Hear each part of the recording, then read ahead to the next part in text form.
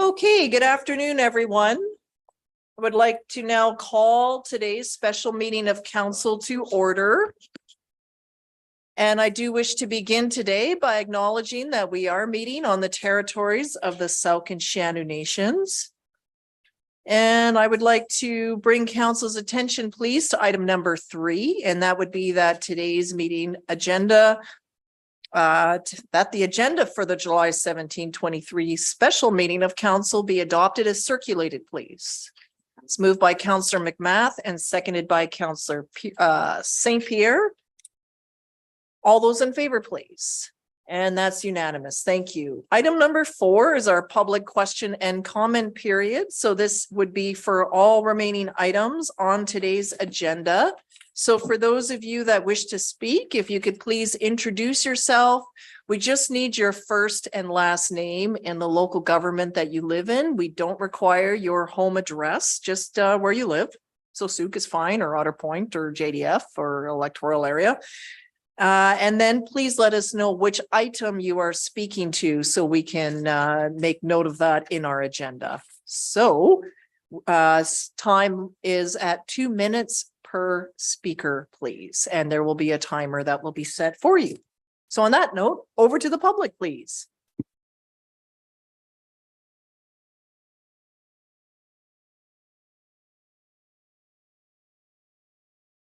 Oh, and if you could please just turn on the microphone, it's at this base there.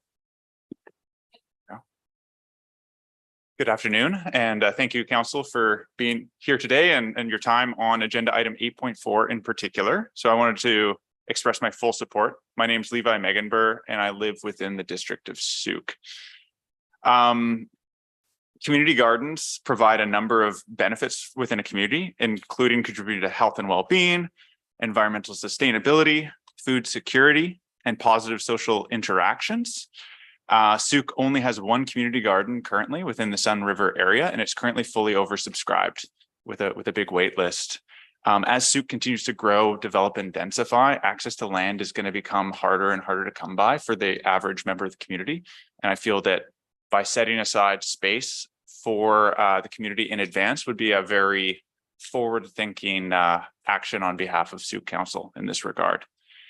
By directing staff to provide information on options to develop a community garden on underutilized district-owned land, Council will demonstrate a commitment to sustainability, inclusivity, food security, environmental education, and connection to nature. I urge Council to support agenda item 8.4 and look forward to working with district staff and Council to make this initiative a reality. Finally, before wrapping up my comments, I just wanted to say that in alignment with Transition Sauk, we've submitted an application through the Climate Action Seed Funding Grant to support this important initiative. So keep your eye out. That may come forward to Council at some point in the future. So thank you so much, Councillor, for your time and consideration on this topic. Okay, thank you very much. Other speakers today? A quick question. I want to speak to 2 different items. Does that mean I have to do all of that in 2 minutes? Yes. Or you could return as a second time once first time speakers have been heard and we have not exceeded the 10-minute allocated time. Okay. Then in that case, I'll speak to one issue. I would like to support Jeff Bateman. Could you please introduce yourself? Excuse me, Sinclair Phillip, downtown Sauk.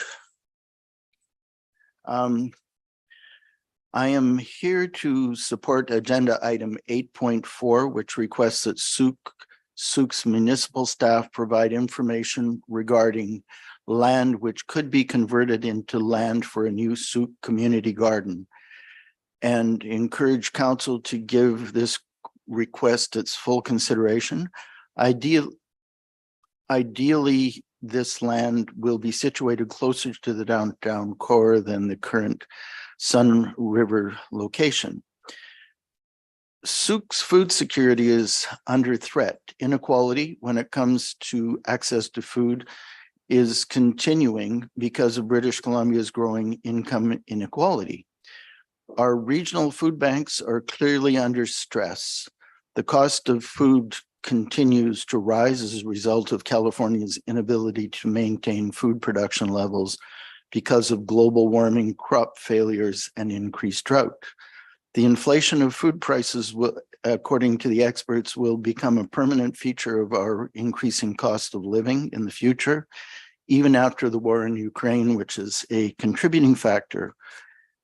What's more, Souk has undergone the highest level of removal of agricultural land in British Columbia. Souk has lost 95% of its agricultural land since the period when I moved to Souk 40 years ago. All of these factors heighten Souk's current and future food insecurity. We need an additional community garden. These community gardens will provide more than increased access to nutritional, healthy food to many different segments of our community. Adults and children alike will learn how to grow seasonal food and know where their food comes from and enjoy that. Very quickly to conclude, there are several grants available for the creation of a community garden in Souk. Our infrastructure locally in many areas is not keeping up with our very rapidly expanding population. British Columbia is investing more than Mr. 200. Philippe, can you please wind up, please? Yes. We're over time. Yes. Well, to conclude, British Columbia is investing more than $200 million in food security for affordable local food. Both Sheila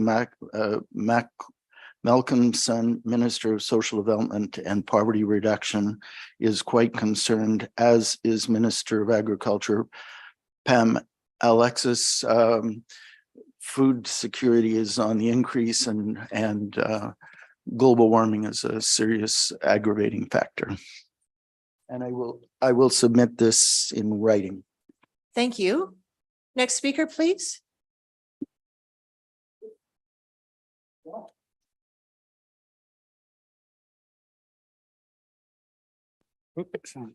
William Wallace, downtown Souk. I'm here to support the efforts on the community gardens within our community. I'm a member of the newly formed Friends of Souk Park Society, and we're doing a photo inventory of all the parks that belong to the district of Souk. And we've seen a number of them that are well suited to community gardens. One would be Pine Ridge, just over near Journey Middle School. It's not appropriate for kids to play in because there's only one way in, one way out, but there's a beautiful area that could be used for a garden. So I'm fully supportive of the group that's trying to do this. Secondly, I'm here to support Mr. Bateman in his initiative on two issues. One is the secondary suite, and the other one is the introduction of the zero carbon step code within our community. I'm a little concerned about the secondary suite things. I think we need more suites, but I'm also concerned the condition of these things. During the heat dome, BC lost 619 people. Majority of those were old folks living alone in a home that had no air conditioning or ventilation. So these secondary suites, although they're welcome, could become death traps in a certain situation. My second consideration is the step code. I think we should initiate it as soon as possible and follow Victoria and Saanich. It deals with our emissions. A lot of people are confused the difference between net zero in carbon and net zero in energy. I don't know if people know the difference, but within this zero carbon step code, we're attacking carbon, which is, we all know, is causing some havoc within our world. And not a lot of communities are addressing this through their zero carbon step code. And I thoroughly hope that you endorse it. I don't think a lot of study needs to be done. I'm over 2 minutes. Thank you. Thank you very much. Other speakers?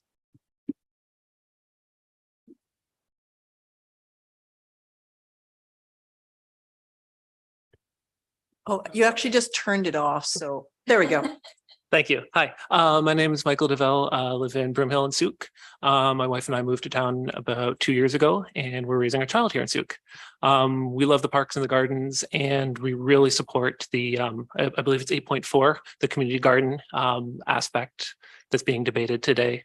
Everybody's talking about food prices, and the food bank usage is in the news, and inflation and all of these topics, or dinner conversations, backroom chats, water cooler, everybody's talking about these issues. So this community garden initiative is something really clear and concrete that council can use to take action on these issues and help improve the lives of residents. More and more, there are people who are moving to town that are renting or that own smaller pieces of land that they don't have the space to have their own garden. So having a community garden would be a place for all these neighbors to come together and to learn and to share their skills, help grow some of their own food. And then for homeowners, maybe not willing to take the step to dig up their yard and start their own garden from scratch. I've done it myself 3 times in different houses, and it is a lot of work. It's not something you want to do when you're renting. But even as a homeowner, it could be daunting to try to start a garden. So having a plot available at the community garden will help encourage maybe more people to get involved with their own local food production. It would help educate homeowners and maybe get more people in town growing more of their own food. I also heard today that there's talk of having like a volunteer garden to help support the food bank. And so that's just win-win as well, because then we've got more volunteers growing food to help support the food banks. Please do support this. Thank you very much. Thank you very much. Other speakers today? Anyone for the first time?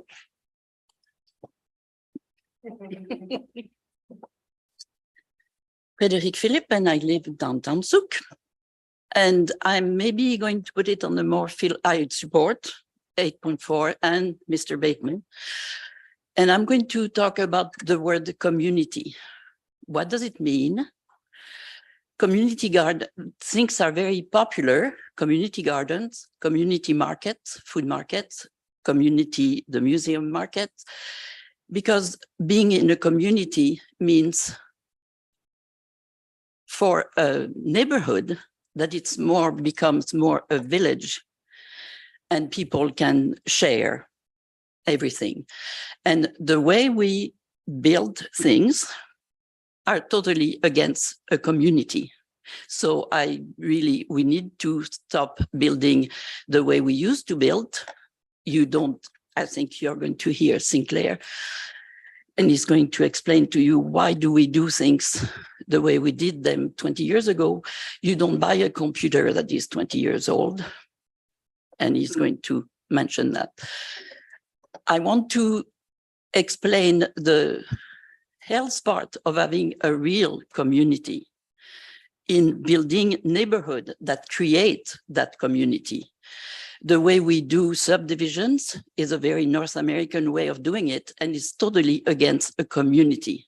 Everybody has individual homes where they go in, and very hard to actually communicate with your neighbors, except when they are built so close. You can ask for the sugar if you need sugar that day. I am totally in favor of going and building passive house criteria. So we need to really up our way we build. It may be a little bit more expensive, but the short term is more expensive, but the long term is beneficial. Building properly brings health and joy and sharing. And we are not doing this. So we need to build for the community. And I think I can say that I know what I'm talking about, because Souk Harbor House was exactly that example that helped the Souk community. Thank you very much. So I believe that's all our first time speakers. So I'll welcome back Mr. Philippe. Did you wish to go at the other item?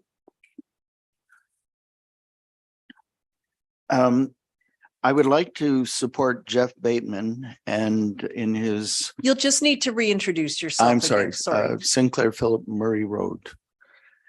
I would like to support Jeff Bateman and any other initiative to improve our building standards in Souk. And Frederica's already brought this point up, but I'll ask it again. Would you invest in car technology that is 30 years old, buy a computer with technology from the 70s, or a phone that's 20 years old? If the answer to that is no, then why would you accept building standards that are 10 or 15 years old when so much has changed since then? We know much more about sustainable building materials. Butler Brothers is a very good example of that. We know much more about maintenance and energy costs and ways of building that generate a much lower level of greenhouse gas emissions than we did 20 years ago. A recent study in Chicago, which will be happy to provide to any of you a link, comparing different kinds of building methods, demonstrates that construction methods such as those used in passive home certification cost the same or up to 6% more than conventional building. But once built, these buildings become much cheaper to run for the new owners. The energy costs are just a tiny fraction of the conventional homes that are being proposed right now. And this is what really becomes affordable housing. I encourage you to visit the Charters building at Jacqueline Road and Highway 14 if you want a good example of a local building built in this way.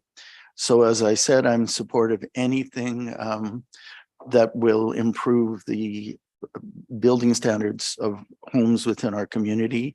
We should not fiddle as Rome burns. Just a last quick note, in Europe, they're talking more and more about building as being the current methods of mass destruction. Building materials and the power used by homes is by far the biggest generator of greenhouse gas emissions. So we need to correct this situation. It's a matter of urgency. Thank you. Thank you very much. So I believe that concludes our public comment period. One more comment, please come back. Yep, we are over time, but that's okay. You just need to reintroduce yourself though. William Wallace from Souk. I sent a letter to mayor and staff and regarding to energy security within our community. I think it's a question we got started being asking, seeing we're using so much more electricity these days. And regarding the STEP code, we really have to consider the value that it's bringing to our community by addressing what Mr. Phillips said. It was these homes.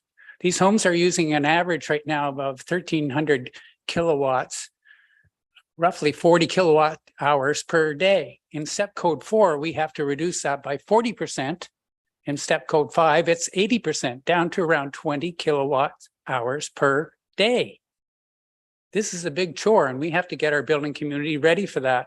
So the faster we get ready for it, the better building we build, the more efficient our community becomes, the more less problems we have with our electrical sustainability within our community. Thank you. All right, thank you. Okay, do we have other speakers that have arrived that wish to speak? Okay. If you could please come forward then.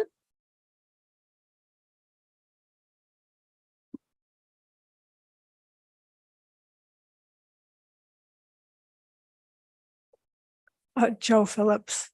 I just wanted to talk about the idea of having a community garden in the center part of Souk or the downtown core. To me, it seems like one of those things that is a positive action.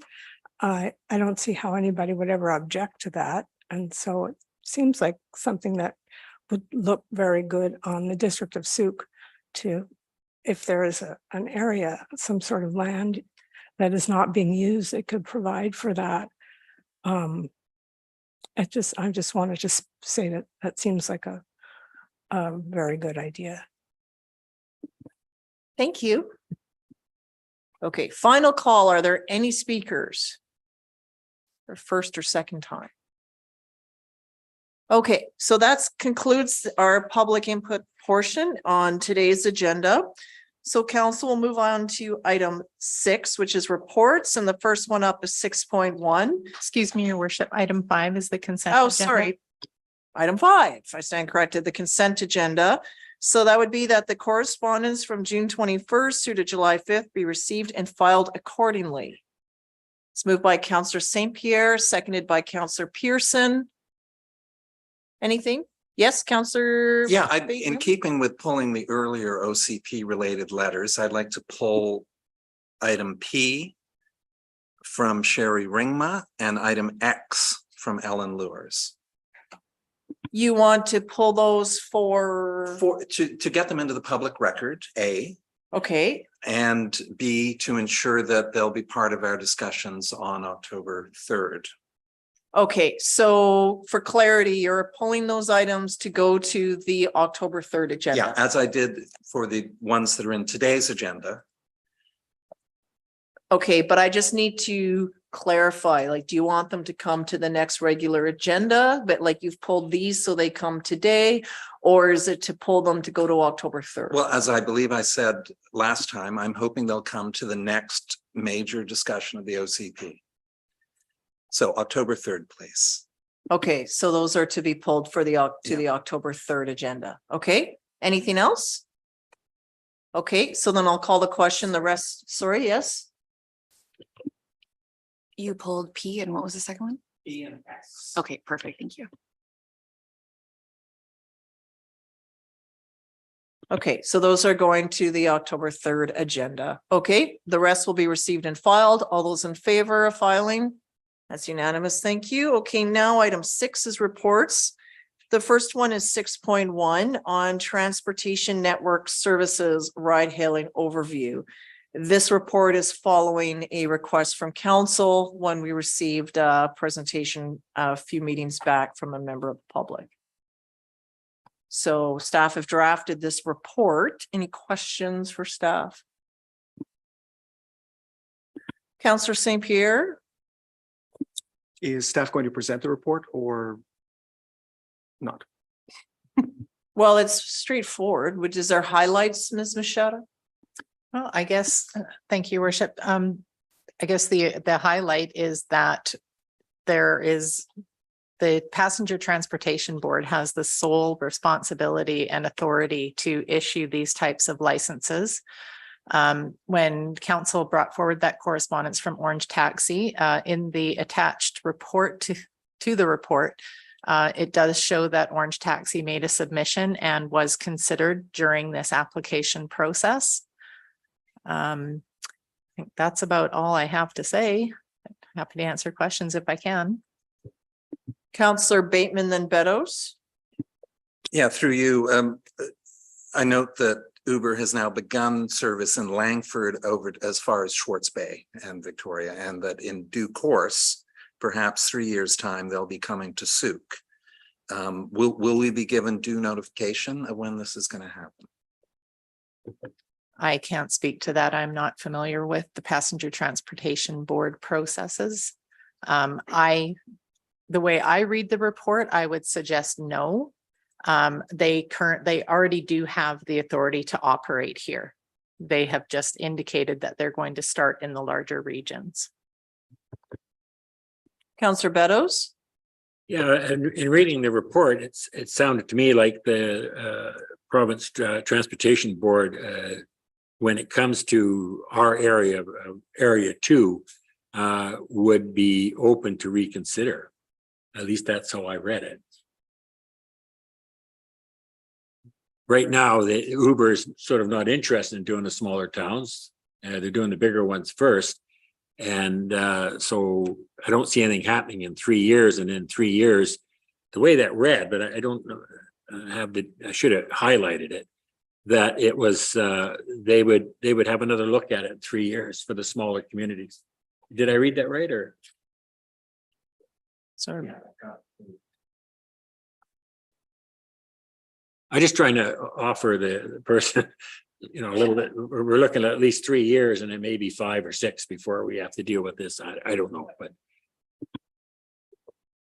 Do you have an answer for Well, I Councillor could just give Beddoes? clarity there. The yeah, quote- if you wouldn't mind. I The don't- quote in the document says the BC Transportation Passenger Board, quote, considered limiting the operation areas within Region 2, but did not find it necessary to exercise its authority in this respect because Uber intends to only operate in the larger centers within the next 3 years. So they Yeah. did indicate that they might exercise their authority in this. What page is that on? Well, that's a good question. I should have called it up myself. So.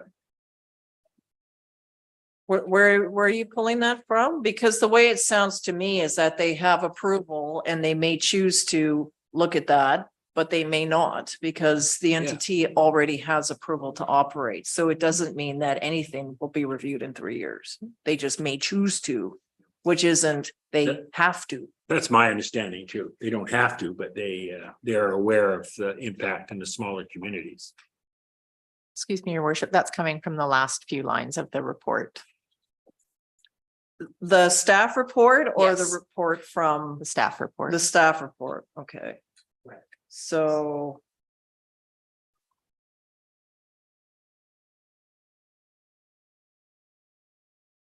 However, because they found the business plan and found intent only in larger centers within the next 3 years, did not find it necessary in this respect.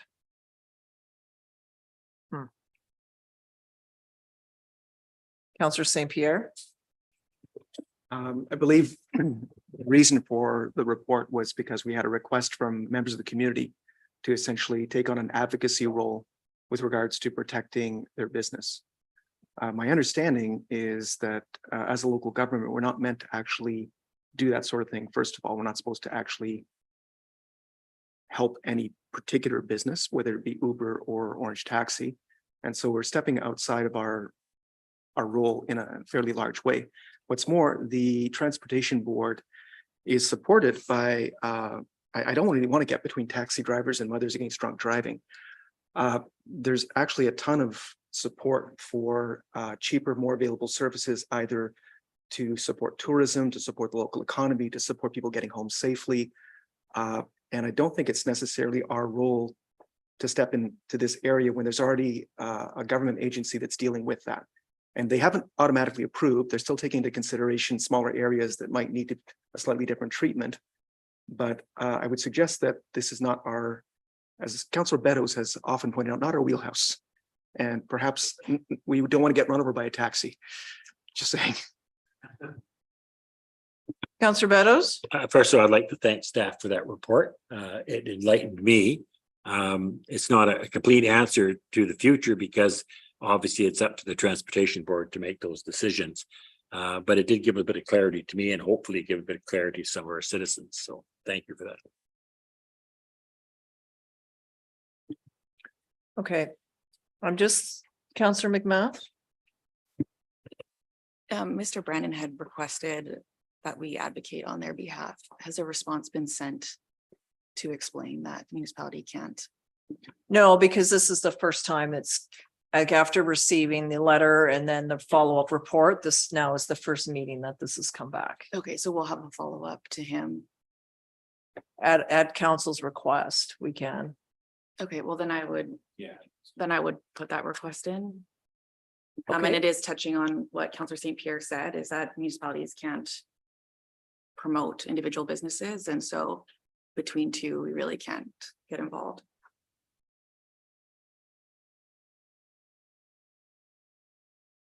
So that'll be sort of another, so part of it is to receive this for information. And the second part would be to direct staff to contact or to advise. Mr. Brandon. It's not the wheelhouse. Well, I We're think not part of allowed it to is intervene. to explain how we can and cannot advocate on behalf or be seen to assist business. I think the other piece is that this decision is not one made by Sioux Council at the local government level, but to clarify that, you know, we are in receipt of how this is being addressed by the legislatures, which in this case is the province. And just to explain that. I'm just looking on to advise that council cannot for a specific business and I just want to put and to also provide basically our staff report.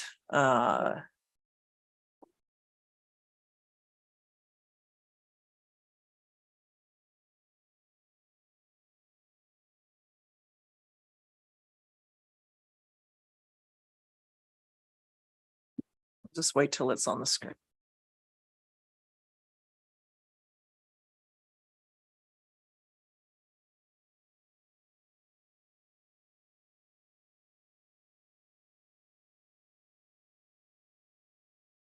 Okay, I just have a question. I seem to recall in the past a time though when other taxi companies who are based elsewhere do need to come before council for some kind of an application to operate within our municipality. And that in that way, we do have some ability to regulate. Can staff maybe speak to that and how this is a bit different? That is only if the municipality has a bylaw that requires that for ride hailing services. I've worked for another municipality that had that, and each driver had to come in front of council and get authority before they could get their license through the RCMP. The District of Sauk does not have such a bylaw. But I also know that the city of Victoria, since Uber was approved, has done away with that particular bylaw. So everything is done through the Passenger Transportation Board now. So it's not to do with ride hailing though. It was for taxi pickup services. So there was one time where a Victoria-based company wanted to extend their service or something to do pickup service within Sauk, and the local taxi companies came out in opposition to that. And then I believe council did not support that request and in that case, there was something through, I don't know if it was our bylaw or maybe it's similar to like a liquor license where we're part of a referral process. So it would be the transportation. That's my assumption, is that referral would have come from the Passenger Transportation Board. We have not, in my time here, had a bylaw that requires that, and to my knowledge, have not ever. Okay, so it would have been a referral because it's going back a while and that's where it could have changed, but it had to do, and Orange Taxi didn't exist. It wasn't them. It was a different company that's no longer here, but didn't want another company coming in and picking up. Unless, or to be able to station here, I think is what it was. But if a person called a different company and called them out, it was different, but they couldn't be based here. Do you remember this? Yes, you're exactly right, Your Worship. I think that there was a problem arose when somebody comes into Sauk. You can hire whoever you want at the airport, as an example, come to Sauk. But our bylaw, I thought we had a bylaw that prevented them from picking up anybody when they were here. Like sitting and waiting. Yeah, like when they came out to Jordan River and then they got another call that there was something about while they were here, not about them coming here and waiting for a ride. It was about the incidental, whether they were allowed to pick somebody up to go back to Victoria. They didn't want to go back empty-handed if they could help it. Yeah, and I thought it had to do with that ability to sort of station here, Waiting for a call to go back, that there was something, and the council of the day said no. But I'd have to do another look at that, and that might have changed. It's the same as how, for the benefit of the public, like even the way cell phone towers and the like are handled, they're a bit different, where they refer out, but we don't have the absolute say. So, Councillor St. Pierre, it's a bit different than this. Oh, yeah, you can move them as a block. So that would be that council received the report regarding transportation network services, ride hailing for information, and that council directs staff to contact Mr. Brandon of Orange Taxi to provide the staff report and advise the council cannot advocate for a specific business. So moved. By St. Pierre and seconded by Pearson. Anything on the motion, Councillor Pearson? Pardon me, St. Pierre, then Pearson. Anything from anyone else? No, all in favor? That's unanimous. Thank you. Next up is the Ace Memorial Project. So over to staff, please. Thank you, Your Worship. So council has already acted upon this, and staff contacted the artist Paul Unwin. The artwork was picked up last week and is graciously being stored inside by Sauk Moving. So they will hold on to that until it's ready to be installed. But in doing so, there were just a few policies that are relevant to the receiving of artwork that are put forward for council's consideration. Those three are the memorial plaque contribution policy. That in this particular instance was Oh, sorry, wrong one. Sorry, it's the naming of municipal assets and infrastructure policy that was found not to apply in this particular case. There is a memorial plaque contribution policy that comes into play. But in response to the fact that there are 3 individuals that will likely or that will need to be identified on this plaque, staff believe that a regular size plaque under our policy will not accommodate all 3 names. So part of the direction is to give staff direction to work with whoever is going to be responsible for the memorial to determine if it should be 1 large plaque or 3 individual plaques. And given that we're not buying a right, we're just buying the plaque, the cost of the plaques as written under our policy are $350. So they're just asking council to identify where that cost should come from. And then the other policy is the municipal arts program policy, which would normally see this type of project reviewed by our Public Arts Committee. That does not currently exist. So it's recommended that in lieu of the the committee considering this, that council give consideration to the spirit of the policy and consider the criteria for that, and that the artwork be accepted on the conditions that are contained in the policy, such as the physical condition of the artwork will be documented, as well as any special requirements.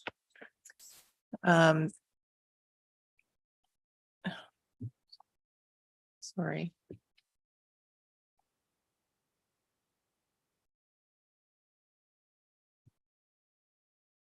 Sorry, I guess the key one where there is that no expectation of permanent exhibition is made upon receipt of artwork such as this.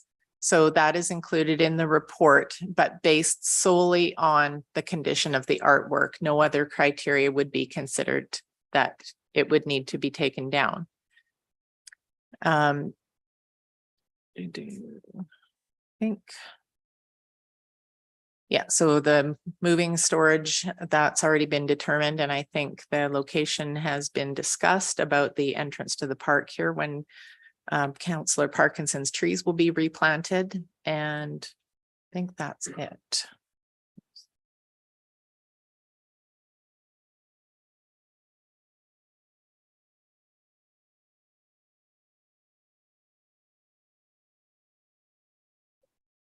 Okay. And there are 2 pieces of artwork.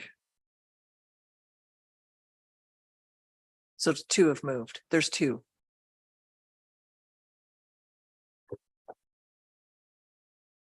I can double check with the artist. My understanding is that only one of them has been moved. Okay, there are 2 though. There's a bear and there's an eagle. Okay. Questions? Councillor St. Pierre? Quick question. I'm looking through this and I have looked through this and it seems like there's really not much for discussion except for potentially whether it's 1 plaque or multiple plaques. Everything else, you know, from where the money is coming from, council contingency to the rest of it seems to be relatively straightforward. So I was just wondering if council had any thoughts on 1 plaque versus multiples, which I guess will be 3, given that we have 3 names. Well, I think that will be sorted when the location is 100% confirmed and Okay, what so we don't would even be. decide that. No, I think it's just all we can do at this point. We could fund it from contingency and that'll become known later, Okay. depending on what is visible. Perfect. Okay. Other questions? Okay, so it's kind of, go ahead. Yeah. I was curious now if there's two pieces here. One is for the boys, and then the second is unrelated to the boys, or? Yes, I stated in a previous meeting that it is a gift to council. So there are 2 pieces. One is in memoriam and one is a gift to all of us, which we cannot accept. We cannot accept a gift, but we can accept something. Ms. Machado? Sorry, I just looked back on the correspondence the artist sent last week, and he only references one piece of artwork and looking forward to seeing the eagle in its new home. There's no mention of a bear. Okay, so I think it's just maybe clarity then on which piece is moved. Because I know they're in corresponding with the artist directly, is there are two pieces. So one of them is a bear, which would be in memorial for the three youth. The eagle is for council. So the eagle would make sense to have in proximity to Municipal Hall. So in this location, when the entry is correct, the bear is being determined with the families. So it may be, so I think it's just understanding if that still needs to be moved, or maybe it's shifted somewhere already. It moved on its own. So there's the two different pieces here.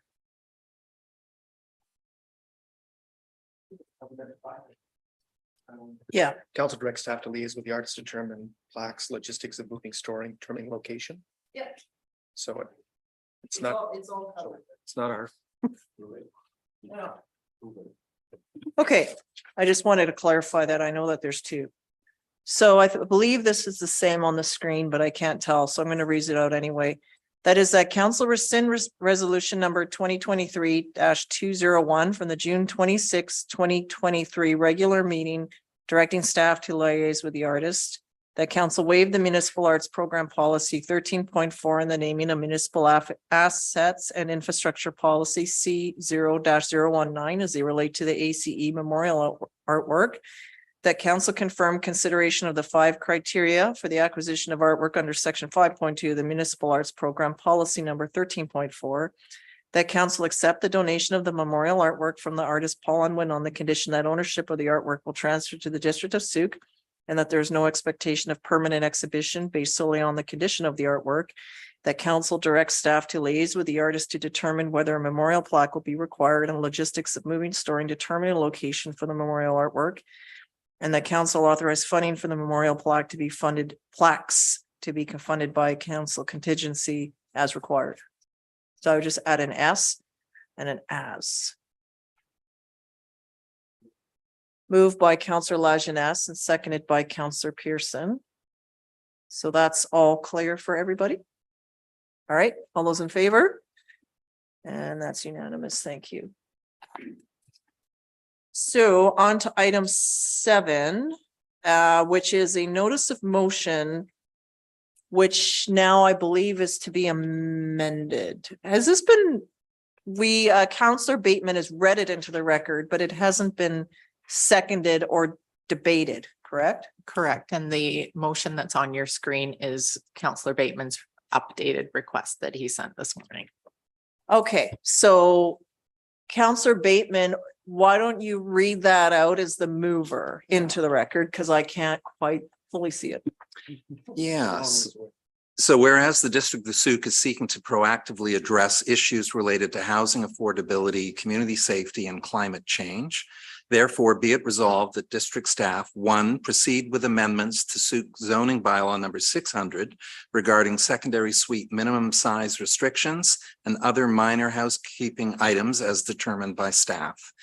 And second, that the district requests a presentation this fall on the zero carbon step code from the CRD Climate Action Services Local Government and Outreach Coordinator, Matt Greeno.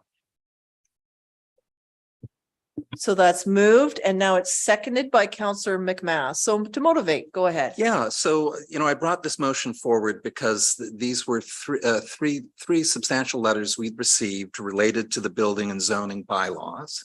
And I wanted to demonstrate the council is listening and we are responsive. So I assembled this original omnibus motion. And Mr. Palau spoke to it on July 10th and made some good points. And as a result, based on those points, I brought this forward. So with the secondary suite minimum size restrictions, that was the removal of size restrictions was brought forward in 2019 in the BC Building Code amendment.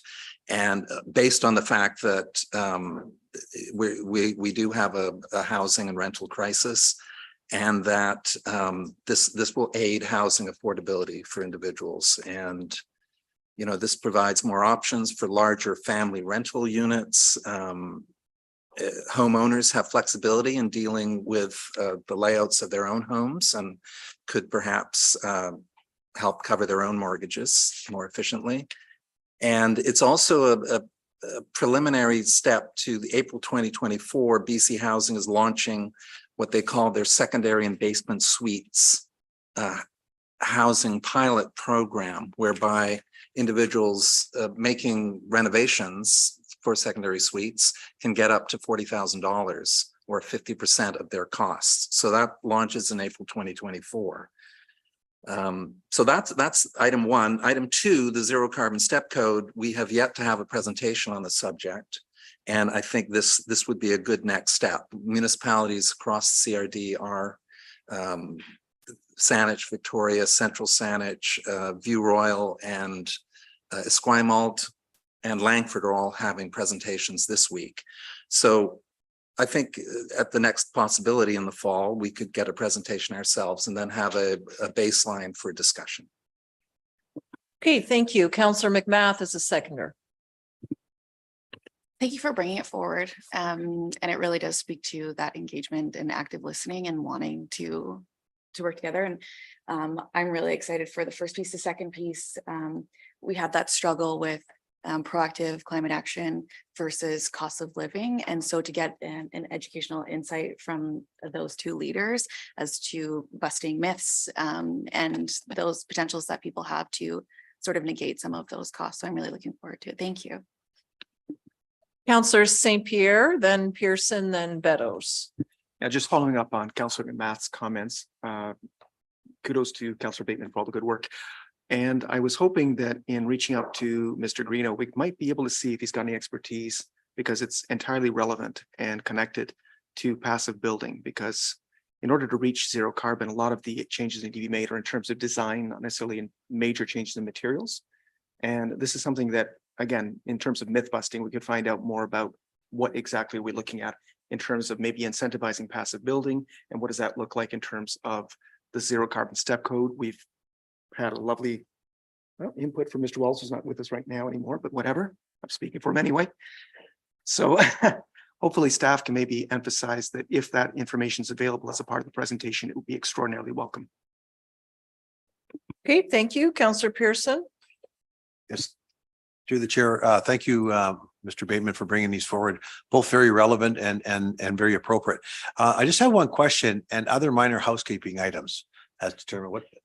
Just now, Mr. Powell did not mention what those were, but the idea would be that staff have a few minor items they'd like to potentially, I wish he was here to address this, but potentially put forward the zoning bylaws given its full-on remake following the OCP adoption.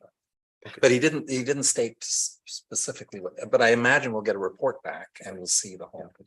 Yeah, thank you for that. And just to let everybody know, it hasn't been mentioned, but it's not far out, is that this is a great place for families to either have people, leaving the nest or just before they leave the nest, and elders who are requiring care and, having to travel distance between. So no, it's a very appropriate to help us with affordable housing and keeping people close to us. So, thank you. Councillor Beddoes. Yeah, I don't have any concerns with bringing this forward. My concerns about his capacity of staff. And, maybe this is an item that should be dealt with at our strategic planning session. I guess when I looked at this originally, and it says, therefore resolved that staff provide a high level, i.e. relatively minimal and not overly time consuming report on implications. These are serious matters, and we either do it or we don't. But I mean, it's just the fact that we do it in a minor manner. might not be the right approach. And my concern is the district has gone through some upheaval, and we've got our pretty full slate, minimal staff.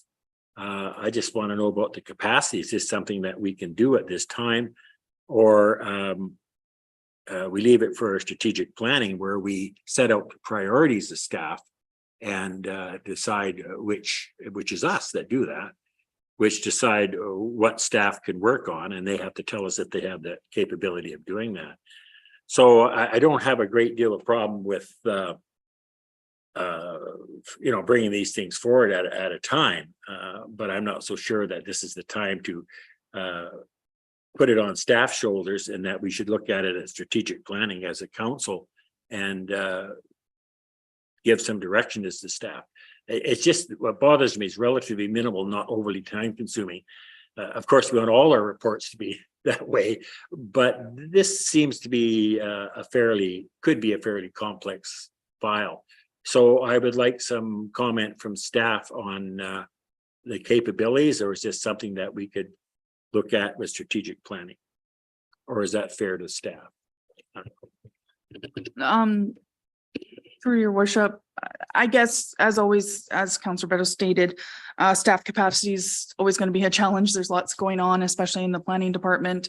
So in order of priorities, while I appreciate a simple, straightforward report with a minor revision could be done, just anticipating there's lots of probably changes needed to the zoning bylaw. So is now the time to pick apart one piece of it or do a more comprehensive review of it that is already scheduled to happen once the OCP and development approvals grants are done? Definitely, if this is the priority of council, staff will make this a priority and can produce a report back to council with options on next steps. Just the underlying concern is that it's not just a minor amendment to the zoning bylaw. There is more fulsome review required that will take more staff time and probably spark a lot of questions. But at the end of the day, if this is what council would like staff to focus on, this is what we will focus on. And we can just bring back some information on what things have been paused to complete this work. Okay, Councillor St. Pierre, then Bateman. I'm somewhat torn now. I'm a big fan of efficiency and not wasting time. And so I'm torn between not wasting time in terms of actually getting more affordable housing units built, as Councillor Pearson has pointed out, are desperately needed by the community, and not wasting time in terms of the process of amending our bylaws. I feel like the changes that are going to be made are really going to be bringing us to alignment with the province, where this work is already moving forward. There may be models out there that could be utilized to basically guide what this is going to look like. Without actually hearing back, and I appreciate Ms. Gray giving a staff perspective, but of course, that's a general staff perspective because all staff is working tight all the time on a long list of everything they have to do, and something generally falls off the side of the desk if we ask for anything more. That's the nature of the beast. I'd be curious to know whether or not Mr. Paulo, because it sounds like Councillor Bateman had a conversation with him, exactly what this might take. I'd prefer not to put it to rest without knowing if it's relatively straightforward compared to a report to actually make amendments to the bylaw and actually allow our builders to produce more desperately needed affordable housing. I think we need to move forward. That's all there is to it. But I don't feel like we necessarily have the information right now to know whether or not that's the case. Okay, so would you like to make an amendment? Excuse me. I'm going in order here. Are you wanting? Yeah, I'm just putting that out because you're the second person to raise it, rather than to have staff proceed with something automatically, as you could say, direct staff to report back on completing this work or something. I'm just suggesting that. I'm curious. That doesn't help. So I'm going to move to the next speaker. I haven't spoken yet at all about this. So there you go. In terms of what I'm hearing, I appreciate the capacity, but I'm also concerned about the pressure from the province I also know that we have residents living in unsafe conditions. And so, which we all know, and the ability to regulate RVs falls outside of our ability, but we have folks living in dire circumstances. So we're sort of caught between two places, and we're fully aware there's a crisis going on there. So I think it's the case of, rather than opening up the zoning bylaw, is the first step for me anyway, would be that staff would report back on, if you were to amend this section, this is what it would look like. And then that would answer and maybe address, look, we're not doing whole scale housekeeping on the whole thing, but maybe here are some pieces that have come up. I'm well aware in this building or in these chambers, we had a long dialogue around the interpretation of landscaping on the boulevard. And I don't know if that was in the zoning. I seem to recall that it might be, or maybe it isn't. And so maybe that's another piece in terms of housekeeping pieces that would help streamline a process that could be identified sooner. But this is where we would need staff to request that. In terms of the step code piece, that makes complete sense to me. The province has put it in place now, and it's a full adoption by 2030. And the electoral area through the CRD has adopted that bylaw as well. So these are areas more remote and rural than Otter Point, East Sooke, or the Juan de Fuca. We're talking Salt Spring Island, Pender Island, as well as points beyond all the way to Renfrew. And they are embracing the step code. So when we hear locally that our builders cannot, whereas builders further westward or over on a ferry can, then it makes sense to get factual data from within these chambers to sort that out. This is the way things are going. I know one members of the public wanted us to stop the province. Well, we cannot when the whole region is bought into something and the whole province has. We're not northern BC where they have different circumstances and weather than we do here. It's relatively light here in the wintertime, and it isn't up north. So I'm in support of this, and I appreciate staff. In the motion as it's written, it just may be that another piece might need to come, which is why I suggested, if you're not comfortable, then think of an amendment, because we're in a council meeting, not a committee of the whole meeting. Councillor Bateman, then Pearson, then Beddoes. Yeah, so, I did take the time to transcribe Matthew's comments from July 10th, and I circulated it to everyone. So I'll take the liberty now. I can't mimic Matthew's voice, but I will say, this is the quote. The removal of minimum size restrictions, quote, that's been on our radar for some time, but it was always going to be packaged within our comprehensive zoning bylaw review once the official community plan was adopted.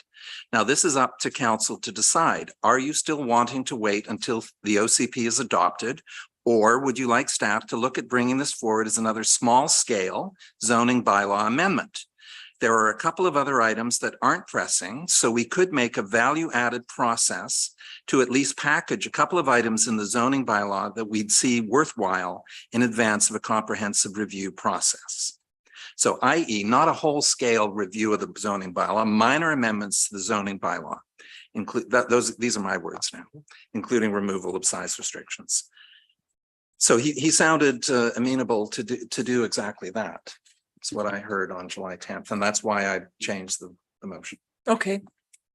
This isn't the first time we've had the notice of motion discussed anyway, so it's live. Okay, so Councillor Pearson, I have you next, then Beddoes and St. Pierre.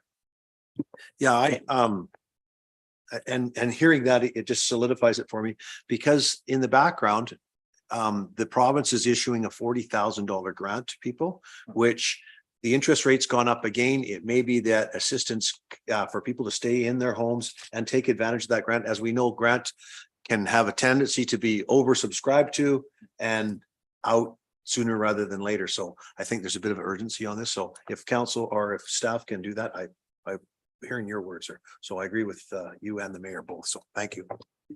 Beddoes.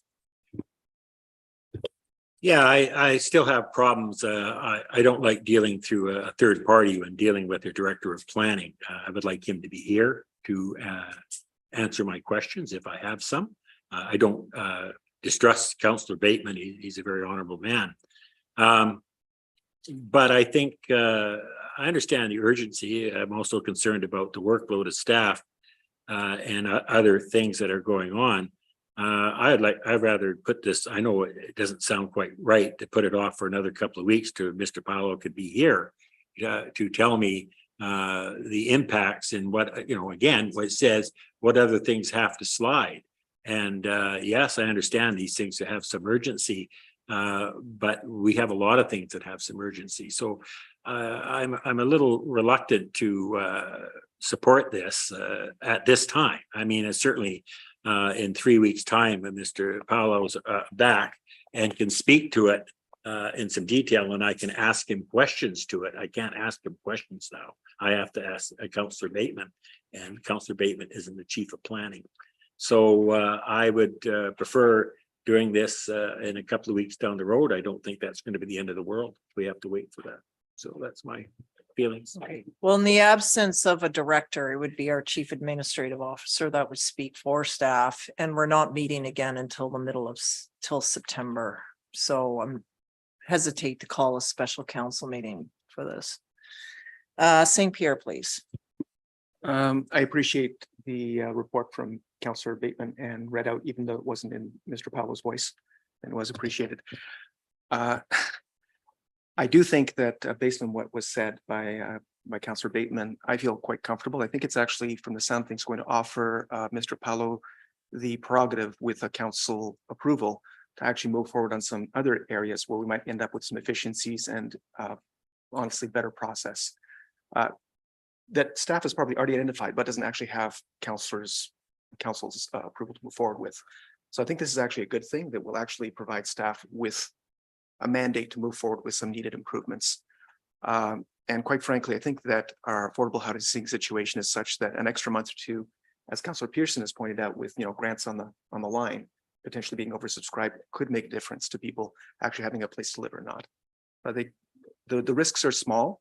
If we've made a mistake for some reason, and Mr. Paolo lets us know, you idiots, we don't have time for this, we can always do something about that. But I think we can also move forward at this point in time. Councillor Lajeunesse. Yeah, I would agree with all of that. And the fact that we are in a housing crisis and have been for quite some time, and that the province is offering these forgivable loans up to 40,000 for people to renovate and provide secondary suites in their homes for family members or whomever. I think it's best that we move on this sooner rather than later. So I'm going to support this.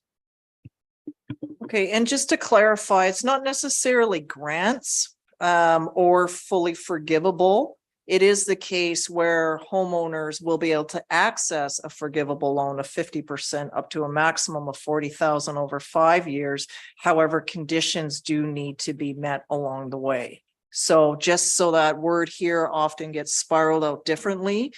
It's the same as the federal, there's a piece through income taxes, but you need to file your taxes properly. You need to provide all those pieces in order to qualify. This is the same way. I'm reading this from the provincial website. It's up to 50% it's not grants that are available through us or through the province. There's conditions that are set. So go to those sites and look at them online. Should anyone viewing or in this room or elsewhere be interested, it's not a district run entity. It is a piece that needs to happen through those parties, but part of it is reporting, meeting conditions, filing your taxes and so forth. And just 3,000. And just 3,000. Okay. At this stage, at least 3,000 homeowners in the first 3 years. So it'll depend on what other mandates the province announces. Councillor Lajeunesse. Yeah, I think if I remember correctly, one of the main conditions was that the units had to be offered at below market rents for up to 5 years in order to qualify for the funding. Yeah, but go to the provincial or federal websites for more information. Councillor Beddoes. Yeah, just let you know that I will support the motion, and that actually Councillor St. Pierre sort of convinced me that if there's something goes off the rails with staff, I'm sure staff will tell us, and then we can reevaluate what we can do in that period of time. So thanks for that, Councillor St. Pierre. Okay, so the motion has been moved and seconded. All those in favor? That's unanimous. Thank you. We're going now to correspondence that's been pulled. So here's one, the first one, 8.1, entitled Shock and Betrayal. It's requested by Councillor McMath. This was actually answered by a staff member at a previous meeting. So no further action is required. I missed what you said. It's been dealt with by a staff It was member? addressed by a Okay. staff member in a previous meeting. Got So no further action is required. Okay, so motion to receive and file, please. Moved by Councillor McMath, seconded by Councillor St. Pierre. All those in favor? That's unanimous. Thank you. 8.2 is support for the 2023 Truth and Reconciliation Day ceremonial event. We're in receipt of a letter and request from the City of Victoria in their works with Songhees Nation Council, where they are hosting a cultural celebration on September 30th for the national event. They are looking for sponsorship from across the region here.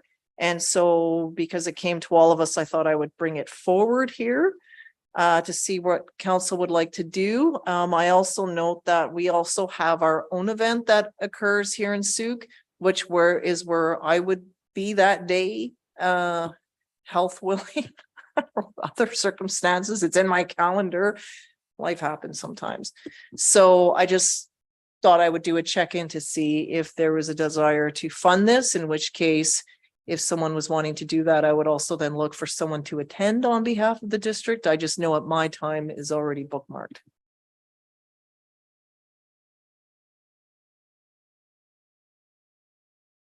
Okay, Councillor St. Pierre or a motion, go ahead. Actually, just start a dialogue around this one a little bit because I'm curious, why is Victoria looking for broad-based support for an event that I'm sure they can afford to run themselves? Is there any thoughts on that? I'm just going by what's in the letter. Councillor Beddoes. Yeah, I'd much rather throw our support behind our local initiative with our local First Nations. So I'll make the motion that we decline the sponsorship and look after our own backyard. I don't know. Let's say we could just receive and file. Yeah, receive and file. That's fine. Sure. In so many words. Yeah. Okay, that's moved and seconded by Councillor McMath. Would you like to speak to it as a seconder, Councillor McMath? Or anything further as the mover? No, receive, no, Councillor Lajeunesse? Yeah, I'm just wondering, out of courtesy, should we send a letter to Mayor Alto and just explain that we're sponsoring our own event here in Souk? Well, we've not made a commitment to sponsor our local events, so I would be hesitant to put that in writing when we haven't done anything. Okay. So I would just leave it otherwise. Anything from anyone else? All those in favor? Okay, anyone opposed? That's unanimous, thank you. Okay. 8.3, information session for local community accessibility grant program. This was pulled by Councillor Pearson.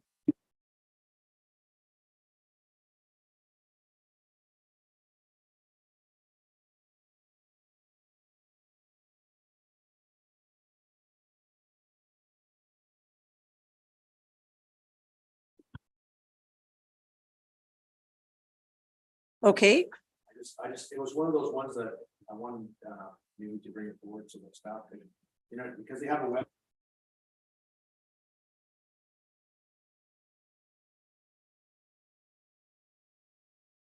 okay, so there's some pieces here. There's the grant, there's ongoing meetings. I know that our corporate staff is involved in some pieces, so I think maybe at this point, motion to receive and file, or Councillor St. Pierre, you had a question?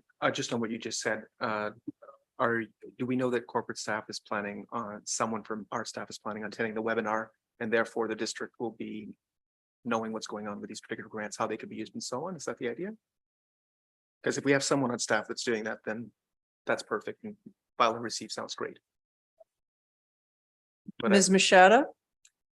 Thank you, Your Worship. The accessibility committee that was recently discussed is still not formed because there are two other municipalities that have been unable to come to a final decision. the corporate officers group regionally, or sorry, with the 7 that are participating, have explored some more options.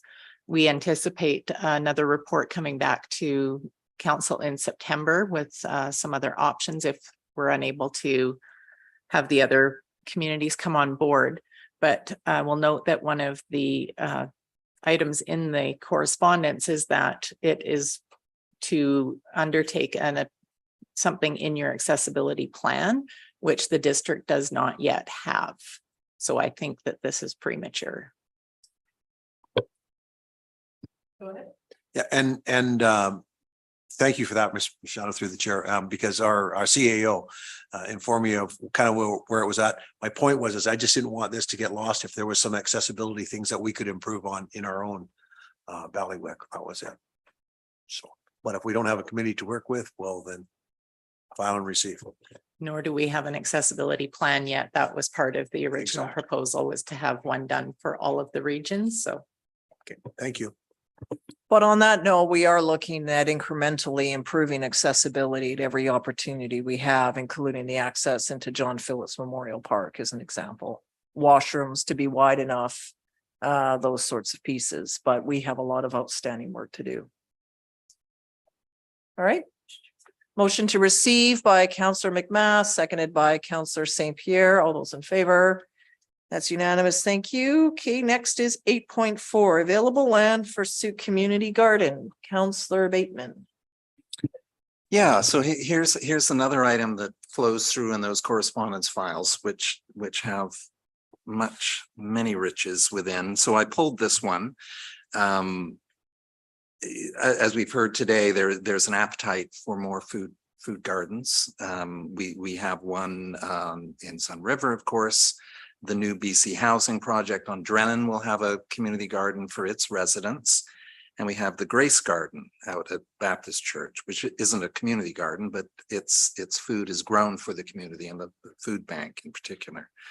So yes, Mr. Meganbeer here, who I say senior transit planner with BC Transit, he runs the Sooke River Mushrooms business, I understand. Are you still? No, he's gone. And he's also now part of this working group that is looking to develop some food gardens. So it strikes me that things are happening here. The Searchin has just received a $50,000 grant from the Victoria Foundation for food security initiatives. And while I know the district doesn't have much property at all to speak of, it sounds like there is at least this Pine Ridge property near Journey Middle School that might be a possibility. So I'm just wondering whether we can create a coalition of the willing involving district park staff, Searchin, and Mr. Meganbeer and his group to explore this a little further. So that I would wait for strategic planning. Not because I don't feel this is a good idea. It absolutely is. Every time we have rezonings come forward, one of us at some point in time will raise the need for community garden. We've also supported the FED program amongst others where folks can do backyard gardening on smaller scale and the like. I think it's just, let's get the strategic planning in place. We know that this good work is happening in the community. And then it's the case of then determining, okay, from the resident perspective, here's some parks that the residents have identified. Also from an operational perspective, what are the park staff encountering and what would make the most sense? It's also being mindful that our four-legged friends also need safe passage through various corridors in our community. And while we may think that this is an ideal spot, the bears and cougars may have a different point of view that they need to safely access and cross through communities and not encounter a garden. They would obviously be drawn to it. And any garden that is constructed needs to be properly fenced, but we don't want to impact wildlife negatively while it seems. This is very fresh in my mind because I was cutting through an area and came face to face with a bear recently the other day. So that's why I'm saying it seems like, oh, I can just go up here. And then the bear's like, no, I'm coming down this way.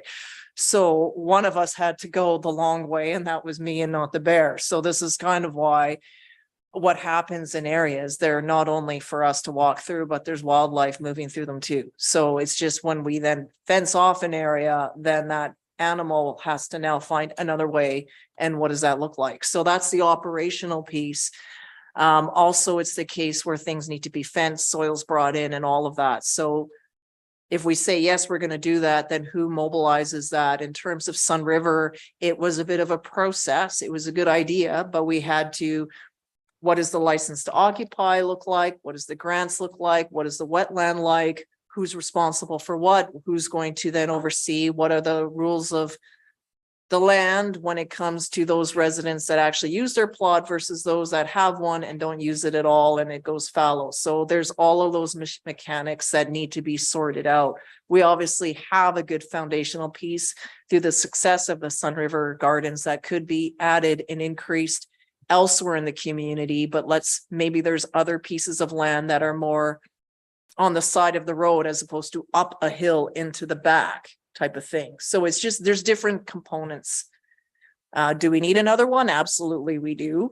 But let's just logistically determine what makes the most sense from the wildlife movement piece to the human labor piece, accessibility piece. It's all fine to have a garden up here, but then can everybody access it safely? Maybe, maybe not. So we need to look at those things. So I think it's a bigger than just, okay, let's do this. Let's save this one and have a discussion around strategic priorities, see where we land, and then start giving that direction to operational and make things a service. That's just my thoughts. Counselor, a lot of hands here. So Beddoes, Lajeunesse, St. Pierre, Pearson. Do we need sorry, your worship, do we need a motion to have this directed to strategic planning, or we just automatically? We should do that. And then it's like, okay, we're in I don't have a strategic problem. planning. Here's things that we moved there. And just one comment is that I do not have a raspberry patch anymore. I had one 2 days ago, but a mother and 4 cubs have just, it no longer exists. So, and I had a fence. So when they're determined, and it's his territory too. So fortunately, I got a few berries off it. But I like to see this go to strategic planning. It's an excellent idea. And we need some more people to put some input on this and see if we can get another area where it's safe for everybody. Okay, I'm hearing that. Counselor Lajeunesse. Yeah, I love the idea of having urban kind of gardens. I spent quite a bit of time in Seattle a few years ago, and they have them dispersed throughout the city in the very much urban centers. And as Ms. Phillip pointed out, it's not only about growing food, it's also about growing community and having face-to-face conversations with people and getting people off of social media and talking to each other face-to-face. So it's a great idea. And I think as our developments have smaller and smaller lots and less room for growing food, we need to look at having more smaller community gardens. They don't need to be the size of the one in Sun River. They can be small, just an urban lot makes a good size plot for neighborhoods. So I like this idea. Okay, St. Pierre, then Pearson. Can you turn off your microphone, Counselor Beddoes, please? Oh, sorry. Thank you. Certainly, I appreciate that if we actually try and do a really comprehensive planning job on community gardens, that it's a huge undertaking and that we should send this to strategic planning. I do have a concern though, and that's that I think we need to take steps forward regardless. And I think we can actually overplan and overcomplicate things. There are some areas that are not actually wildlife corridors where if we can just identify the low-hanging veg, I think that'd be a really good place to start, where we can actually move forward and then incrementally plan our way forward, because it is actually extraordinarily complex, but we can't let that complexity stop us from actually moving forward. I hope that this will make into the strat plan, but I also know that we have local economic development, affordable housing, and a whole lot of other things, and that we've had it hammered into us, keep your list short. So I don't want food security to fall off the list and not be touched at all. I desperately want something to move forward, and I'm just putting it out there to council. Let's make sure that we actually do make something happen. Okay. Counselor Pearson. Yes, thank you.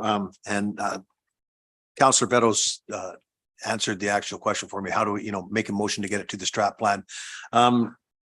Anecdotal, but I just recently visited the Fernwood Community Garden, and going back to Ms. Phillips, or one of the members of the audience today, discussion around the happiness of people being out there gardening and showing off what they're doing is actually is pretty cool. I also believe that there's value to homeowners as an amenity. So I think in our strat plan is to consider it moving forward in our zoning bylaws as well, that it's considered not, and we need to flesh out those ideas, not that it's a rock solid idea.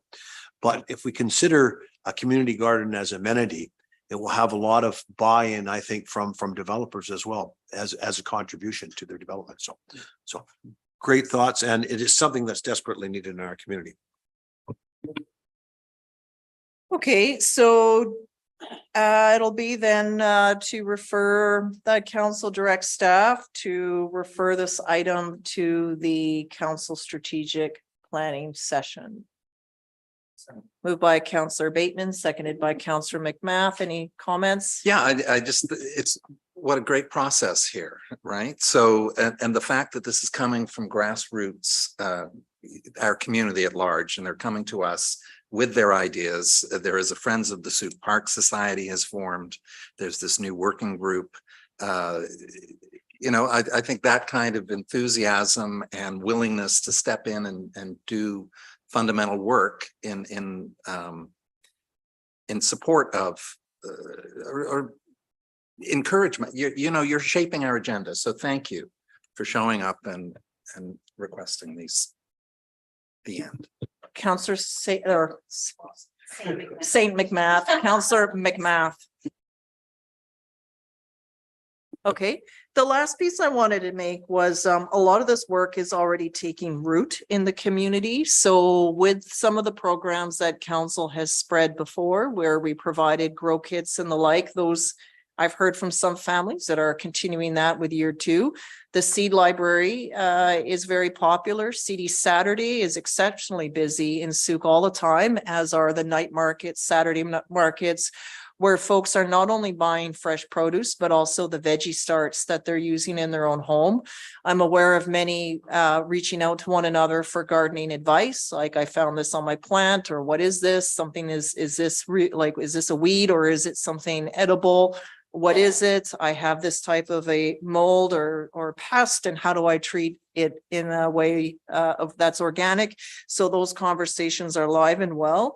I'll also note that many childcare centers, so that's daycare from infant to toddler to after school care, summer camp program, are full on growing and harvesting in those areas as well. So let's not forget the actions that children are already taking and doing.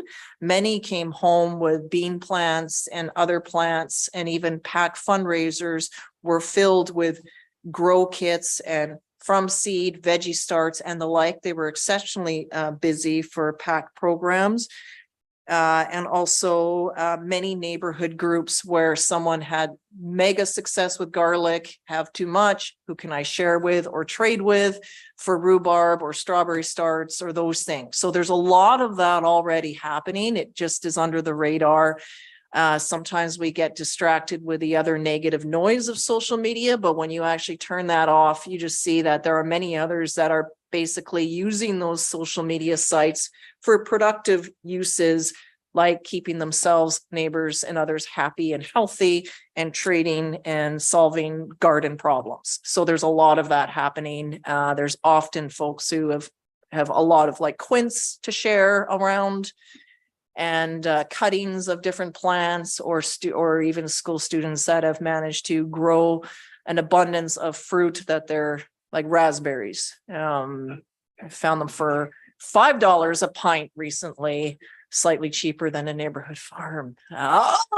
And maybe that's where Councillor Beddoes can replenish. So just saying, there's a lot of great work, and but thank you to those that spoke about this today and the need to actually formalize a bit more policy And that's where I think the work of council could lead to not only identifying sites, but also what policy we want to start to embed in development where they need to rough something in as opposed to a nice to have after the fact. And that's the heavy lifting that we'll get to later. So requiring staff resourcing on many different levels to see it through. But thanks to those already sowing those seeds. And by the way, you don't need a big scale of property. In Singapore, it grows right up the cement on overpasses and archways, and very small plots can actually do a lot of good. All right. I'll call the question. All those in favor? Unanimous. Thank you very much. Okay. I'll take some of those canes when they're ready. All right, 8.5, complete letter for the June 19th Committee of the Whole. Councillor Beddoes, or pardon me, Bateman? Yeah, so for the next 4 items, they're all letters drawn, substantial letters about the OCP. So I wasn't clear when I pulled these, but I'd like to see these added to the agenda on October 3rd. So can we move these all in a block? That'd be that 8.5, 8.6, 8.7, 8.8 be referred to the October 3rd Committee of the Whole, October 3rd or Committee of the Whole scheduled meeting in case a date changes. Yeah. Okay, so Councillor Bateman, goodness, is moving that and seconded by Councillor Pearson. So all of these now are moving as a block to October the 3rd or the next Committee of the Whole meeting. All right, discussion? All those in favor? That's unanimous. Thank you. Council verbal reports. Councillor Beddoes. Don't turn it on, use them till to turn it off.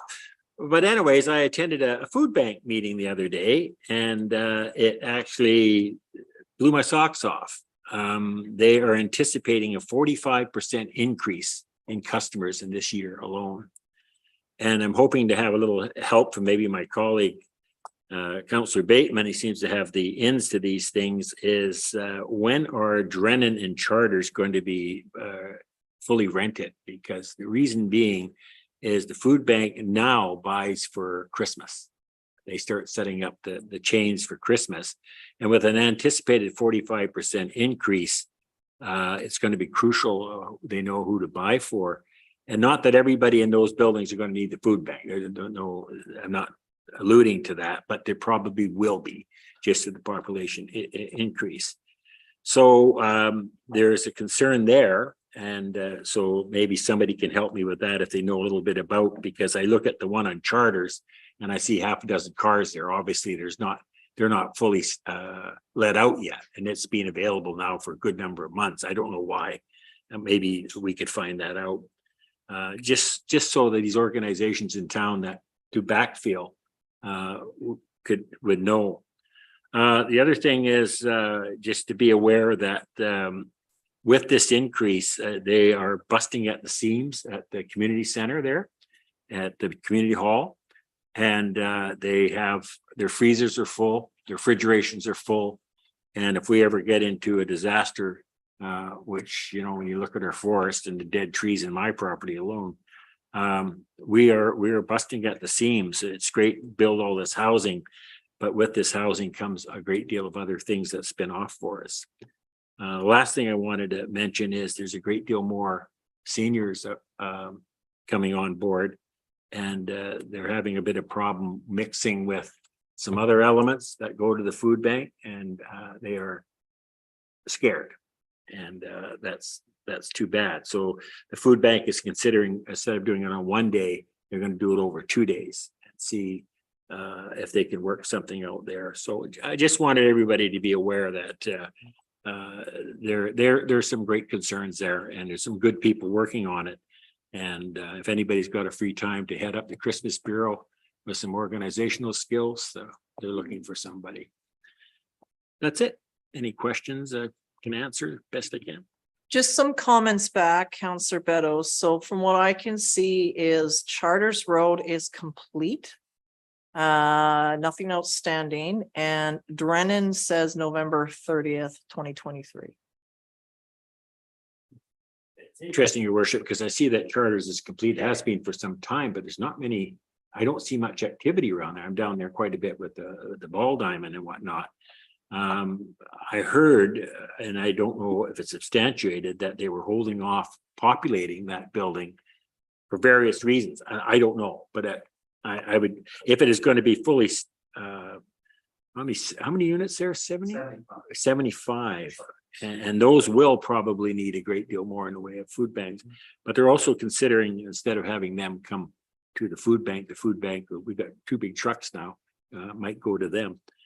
Okay, so thank you, Your Worship. I'm just going by what's on Yeah. the website. 15 of those units require provincial assistance. I know that just visibly there's items on balconies and the like. So obviously folks are living in them, and I've heard from a few that are.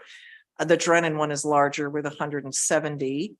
And I know that they're sort of figuring out or determining the lay of the land for the trail work to connect that over to Sea Park. But this is where it says, no, all I have is a completion date, November 30th, 2023. And this is on the CRD site because they contributed the $10,200,000 towards the overall project. Yeah, So well, this does get that in updated. itself helps, if we can look for a November date and adjusting the buying accordingly. Kim knows these things. If a certain percentage are they going to maybe 10% or something. But when you got 17 extra hampers at Christmas time, that's good. Thank you. If you hear anything more, Councillor Bateman, especially because you're plugged into that network, let me know, please. Thanks. Okay, Councillor Bates. Yeah, I'll just note that we have requested that Kevin Albers, the CEO of the Macola Housing Society, who will be running the 2 projects, come to council and speak to us. He wasn't available for this next meeting, so hopefully in September we'll have him here. And yes, that the Charters building is, I think, 30% filled at the moment, but there's a lot of negotiations over those 15 units to I'm not sure the details, but more complicated than it looks. But the other key thing with the food bank is, of course, they asked for a service agreement for just 1 year this year at their, I think, $30,000, and that they would be coming back to us seeking additional funding. Because as Kim Cadal told us, this 45% increase, that's phenomenal. I believe she's coming in September to do a presentation. Okay, other verbal reports. Councillor Lajeunesse, I see your hand up. Yeah, so on June 28th, I attended the CRD Arts Commission meeting, and it seems, I think because of some of the noise I've been making on the commission, their staff is looking at having sort of additional funding streams for smaller groups in the more rural areas. And so they're going to have a bit of a different scoring criteria for some of the grants there. So I was happy about that. The SD 62 joint meeting, attended that and found out sort of what the school district's plans are for the next few years. What else did I do? It's been a while.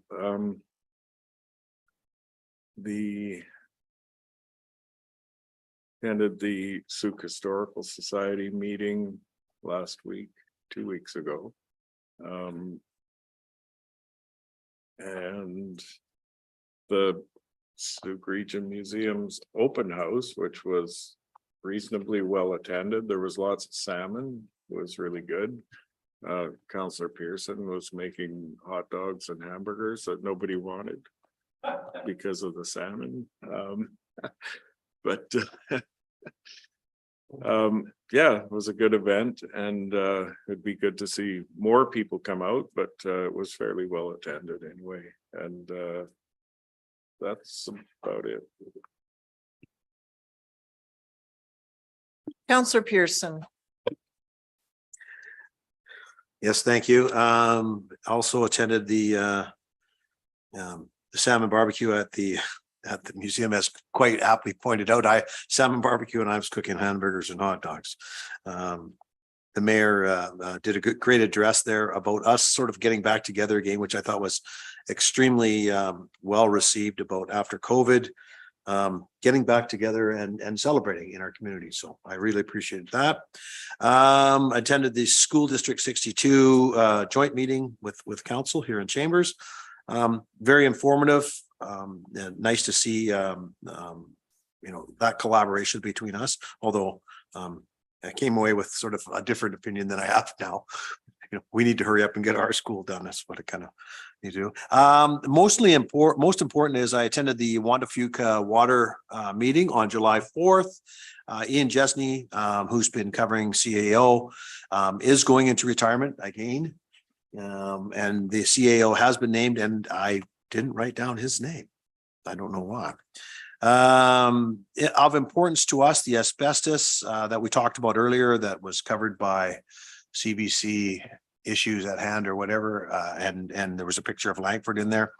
They've done some testing, and 4 spots were tested, and 7 million fibers. We had 0 in the 7 million fiber test. We were at 0, and then they go down and they do another test at 2.8 million microfibers or whatever, and ours was somewhere in the 5 to 10, and I think the allowable is 7 million, and we had 5 to 10, no, 250,000 were found, and we have allowed 7 million. That's only a US test. There's not much in Canada that really does that. So what they're going to do is whenever there's a break in the line, they're going to test for asbestos. So far, there's been no indication. It's just they're doing some preventative work on that, which has raised some curiosity. There was 33 projects from the commission for the total of 26.8 million. Of importance to Sooke, the Ludlow pump station was completed in June at 2.3 million. They've serviced 538 kilometers of water mains. The Wanda Fuca Water Commission. There's 30 new developer connections. And mostly important, I think, after all, is called what they do, Water Watch.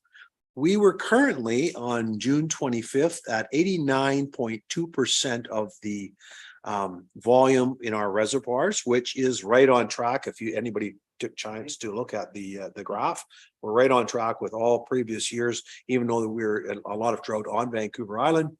We still continue to have fairly strong or robust water volumes. We are in stage 1, which is, the last 5 years, you can see that we're right in stage 1 watering restrictions. And we'd have to significantly decrease somewhere down to about 43% of the reservoir.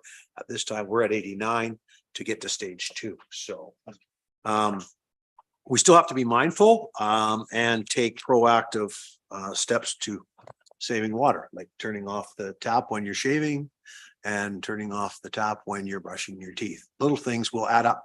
Well, they surprisingly, where what gets studied, where a lot of water gets wasted that we could save on. So it's up incumbent to all of us to save water as well as deliver the message. So that's it. Yes, Go ahead. I just closed that. Microphone. Go ahead.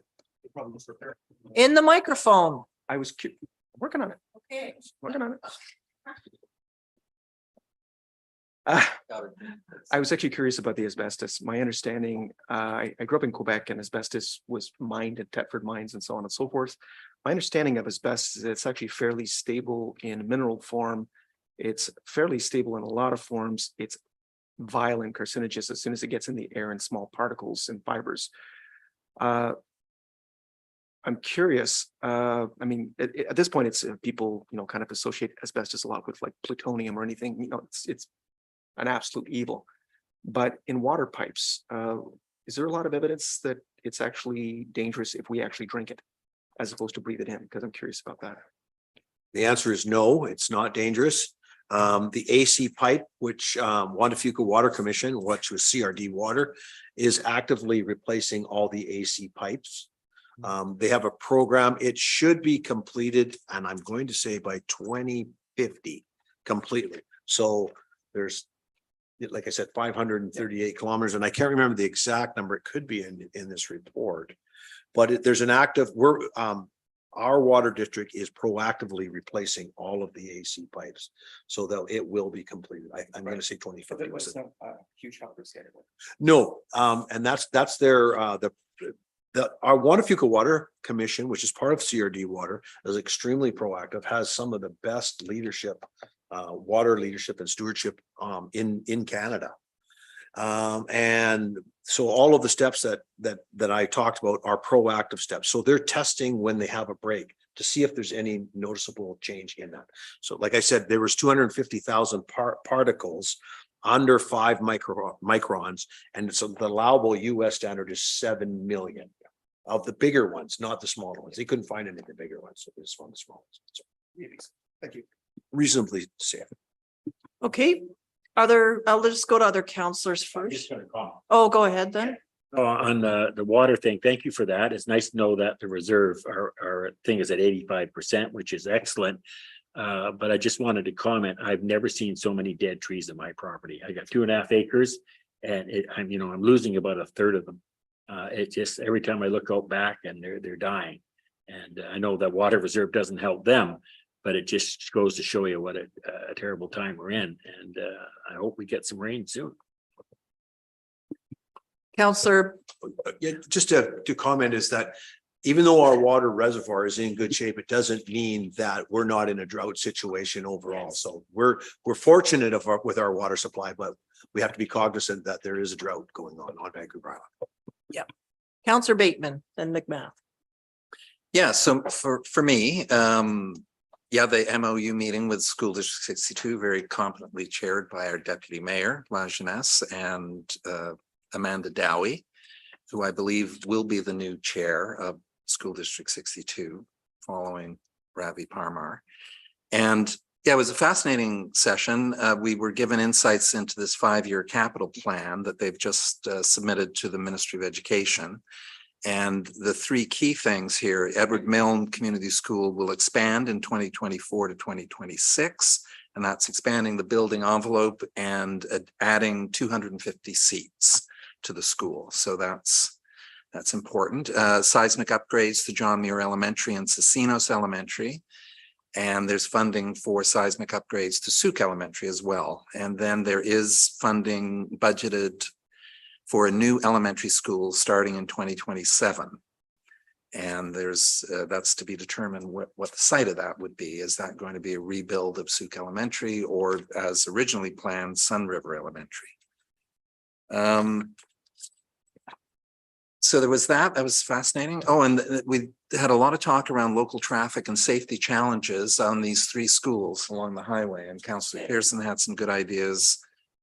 Yeah, so the great thing is these MOU meetings are twice annual and they will continue. And that's a first that Mayor Tate and the school district got started.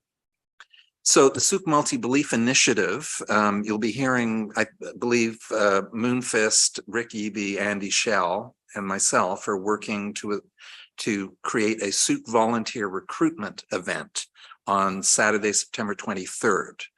And the idea here is that our volunteer organizations need fresh blood, and citizens are looking for things to do, hopefully.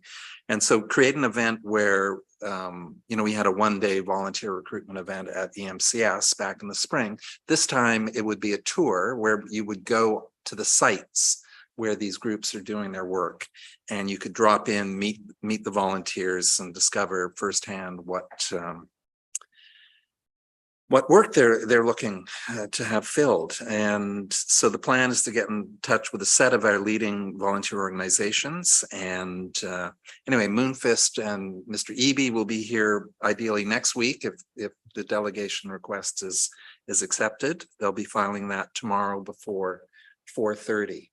It won't be accepted. Okay. Those spots are already full for the 24th, unfortunately. Okay. Because they were seeking, well, I'll have to recuse myself anyway, but to preview that they're seeking some council contingency, a small amount to advertise this tour. Anyway, so it goes. Finally, the Souk Philharmonic Fling. I was there with the mayor, who gave a great welcome to one and all, and Councillor La Jeunesse was there as well. And it was great to see the new volunteer team under the direction of Bonnie Sprinkling, who is now the volunteer coordinator. And somewhere over the rainbow played again. The pride flag was flying at the entrance, and yeah, it was a wonderful, warm, inclusive crowd in the park, and a reminder that that park is such an asset to this district. And we can but hope that an event producer is out there who will see the value of creating a concert series in that park. It's worth noting that the City of Victoria has 7 staff members dedicated to arts and culture activities. And that maybe one day we here in Sooke can have such a person either on contract or perhaps a half full-time employee or some such. So that's it. Councillor McMath? On that topic of drought, and Councillor Beto was mentioning that a lot of his trees are declining and will need to come down. In the future, I'm going to be bringing forward an idea that plays along the line of like Sooke sequoias, where we could partner with Mosaic or other groups where community members can come to the district or go to our public works yard and pick up X amount of trees. And those would be ones that are more resilient, drought resistant to weather winters. And so that we can start that process now. So as the trees that are no longer surviving here, you will have your new ones come up. The second piece is I had a meeting with a couple of mayors, Mayor Desjardins and Mayor Kobayashi, and a couple different community health groups, including the BC Association of Community Health Services, as well as the Saunders Foundation, that are working on the Community Healthcare Support Playbook project. They are hoping to make a presentation to mid-sized communities at UBCM.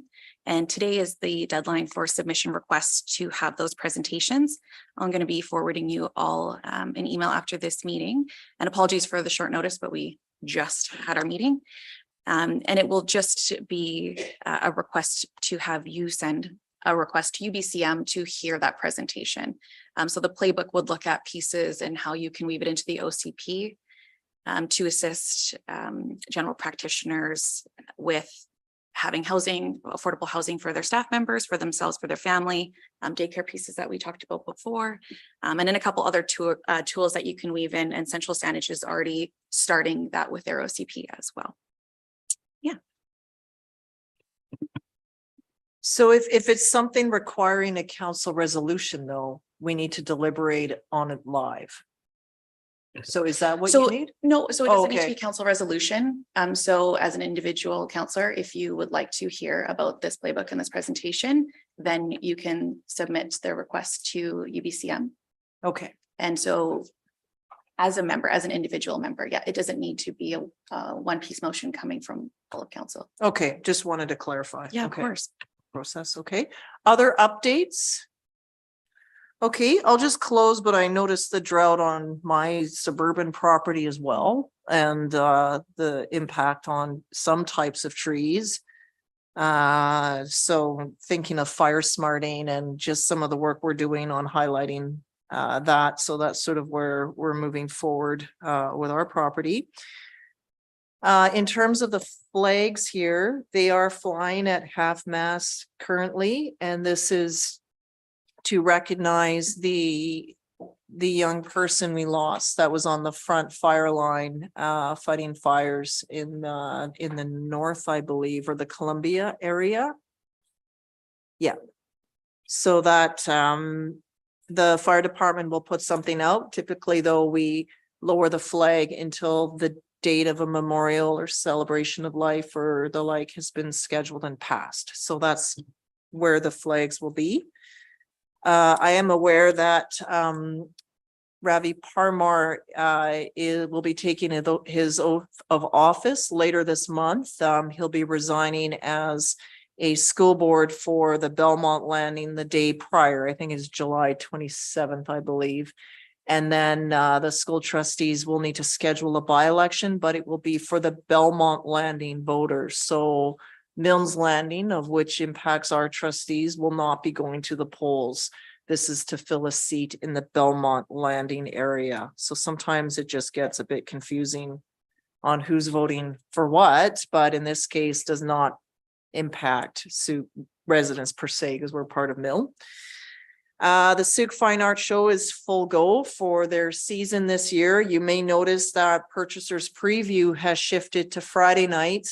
Usually was on the typical Thursday night, but then that also may have impacted the night market. So a lot of volunteers needed to be on site. The parking lot at Sea Park gets extraordinarily busy.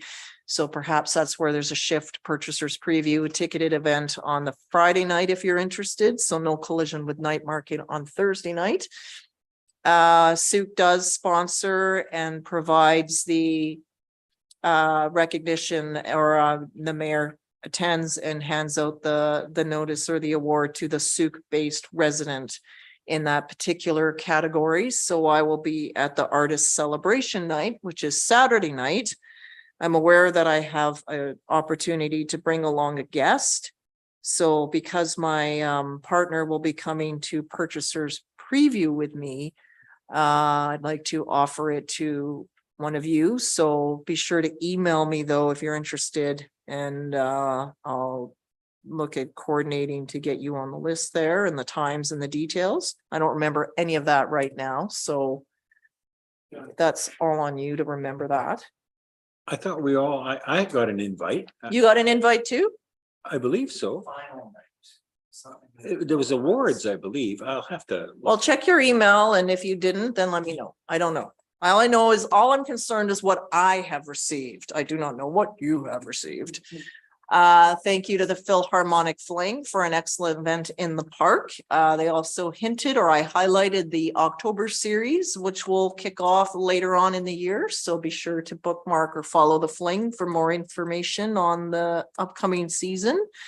I did receive some requests about a heavy metal type of concert that some organizers were interested in Ed McGregor. However, after sending them the park use policy and the like back, I never heard anything back. So it could be about sometimes mustering organizations, or maybe availability of dates. And sometimes that collides with other dates that volunteers are committed to. So I thought, well, that would be interesting, because they did mention a few bands that I was quite fond of in my younger years, but nothing materialized that I know of. So leave it at that.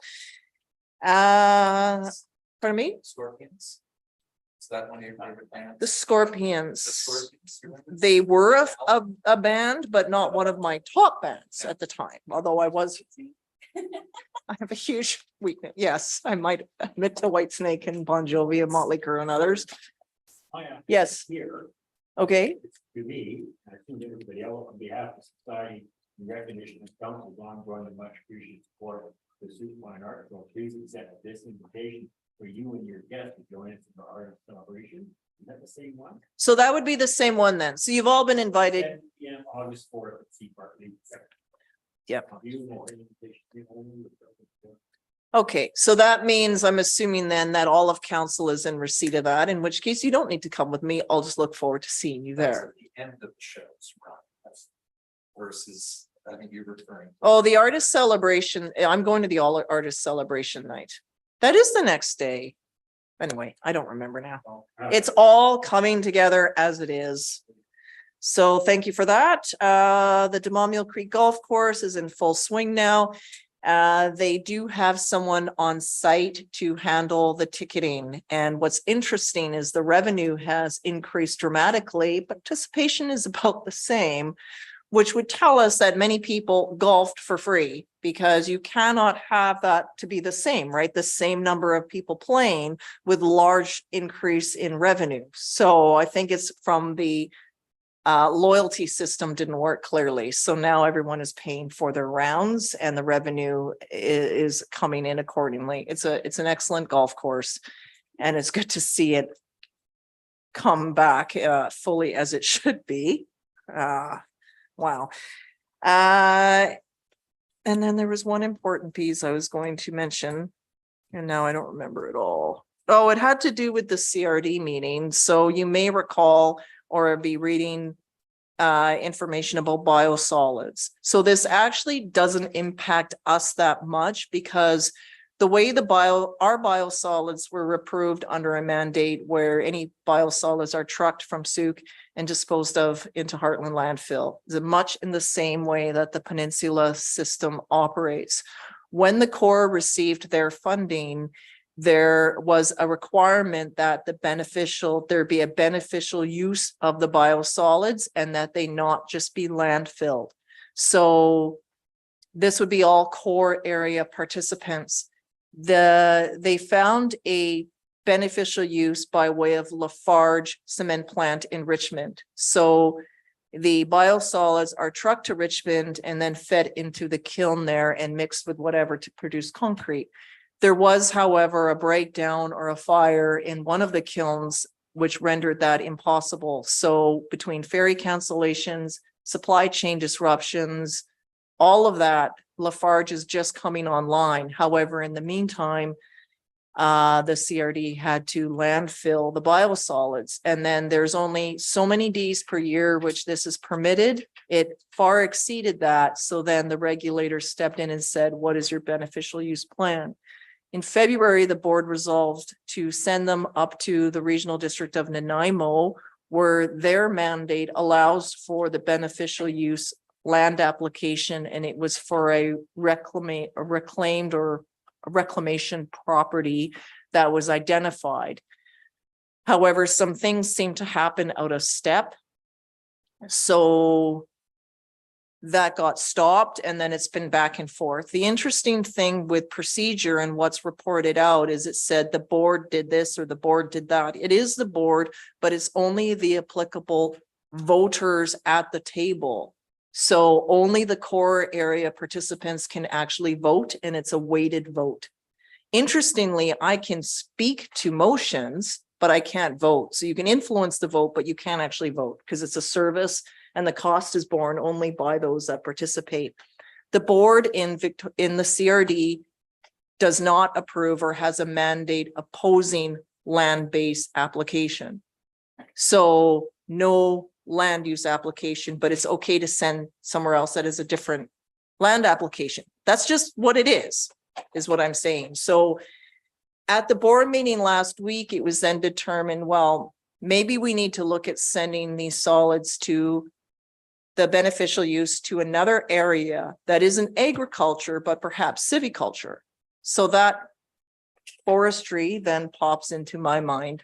So while I cannot vote on this motion, I did speak in opposition to it because mainly from a traffic perspective, whether or not, I'm not a scientist, I don't know about beneficial uses, what's harmful, what isn't, and so forth. However, I do know at this point in time, having more unregulated traffic come into our neighborhood, a trundling all the way through, of which we receive no benefit from, but have to manage and respond to, I wasn't comfortable with. So I did speak in opposition to that motion because of the increase in volume of trucks that would come through all series of time, because that's the number one complaint I have is about traffic. So to not say anything and to permit more traffic, I wasn't comfortable with it.